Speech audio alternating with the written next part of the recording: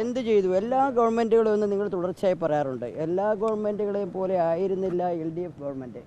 LDF government തീരെ സംരക്ഷണത്തിന് മുന്തിയ പരിഗണന കൊടുത്തു. അതിൻ്റെ ഭാഗമായി GO2 വിട്ട് നിങ്ങൾക്ക് ആർക്ക് വേണമെങ്കിലും പോയി നോക്കാം. പൂന്തറ മുതൽ ശംഖുമുഖം വരെയുള്ള ആദ്യ പാർട്ടിന് പൂന്തറയിൽ നിന്ന് നമ്മൾ 700 മീറ്റർ വരെ GO2 വിട്ട് കഴിഞ്ഞു. അവിടെ കര വെച്ചു.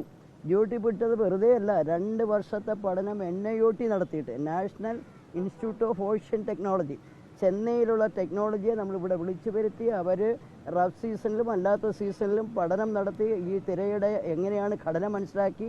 അവർ കണ്ടെത്തിയതാണ് offshore breakwater. Offshore ബ്രേക്ക് വാട്ടറിന് തുടക്കം കുറിച്ചു ഞങ്ങൾ. ആ ഓഫ് ഷോർ ബ്രേക്ക് വാട്ടർ തിരുവനന്തപുരത്ത് തുടങ്ങിയിടം നിങ്ങൾക്ക് ആർക്ക് വേണേലും പോയി കാണാൻ കര വെച്ചു. അത് ശംഖുമുഖം വരെ കൊണ്ടുപോകാനാണ് പരിപാടി. ഇപ്പം ശംഖുമുഖത്തേക്ക് കൊണ്ടുപോകേണ്ട അടുത്ത ഘട്ടമായി. അതിന് ഈ ഗവൺമെൻറ് ഒന്നും മിണ്ടിയിട്ടില്ല. ശംഖുമുഖം നഷ്ടപ്പെട്ട ഘട്ടം നമുക്ക് വീണ്ടെടുക്കാം. ഇതിപ്പോൾ കൊല്ലത്ത് ഞങ്ങളൊരു പഠനം നടത്തിയതിന് പ്രപ്പോസൽ വെച്ചു. എല്ലാ ജില്ലകളിലും ഇത് ബാധകമാണ്. അപ്പോൾ തീരെ സംരക്ഷണത്തിനും തീരെ ശോഷണത്തെ പരിഹരിക്കാനും നമ്മൾ നടപടി സ്വീകരിച്ചു. രണ്ടാമത്തത്, ഈ കടൽ തീരത്ത് താമസിക്കുന്നതാണ് വീട് നഷ്ടപ്പെടുന്ന പ്രധാനപ്പെട്ട പ്രശ്നം. അതിനുവേണ്ടിയാണ് ആ ഗവൺമെൻറ് പുനർഗേഹം പദ്ധതി എന്നൊരു സ്വപ്ന പദ്ധതി, 50 മീറ്റർ വരെ താമസിക്കുന്ന ആളുകളെ പുനരധിവസിപ്പിക്കുക. ആ പദ്ധതിക്ക് തുടക്കം കുറിച്ചത് LDF ഗവൺമെൻറ്റാണ്. അപ്പോൾ പിണറായി വിജയൻ ഗവൺമെൻറ് കാലത്താണ് ഇതുവരെ ഇല്ലാത്ത അതിനു മുമ്പൊന്നും ഇത്രയും വലിയ കടൽക്ഷോഭമില്ല.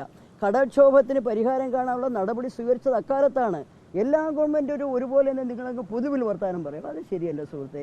ചില കാര്യങ്ങൾ ചെയ്ത കാര്യങ്ങൾ പൂർത്തീകരിക്കേണ്ടതുണ്ട്. അത് പൂർത്തീകരിക്കുക എന്ന് പറയണം. അതിന് പകരം എല്ലാം ഒപ്പമാണെന്ന് പറയുന്നത് നിർഭാഗ്യകരമാണ്. സർക്കാരുകൾ പദ്ധതികൾ നടപ്പിലാക്കുന്നുണ്ട്. ഉദ്യോഗസ്ഥന്മാരുടെ ചില തെറ്റായ നിലപാടുകളൊക്കെ ഈ പദ്ധതികളിൽ അതിനല്ലേ മന്ത്രിമാര്.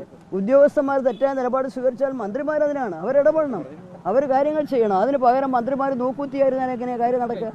ഇതാ പ്രശ്നം.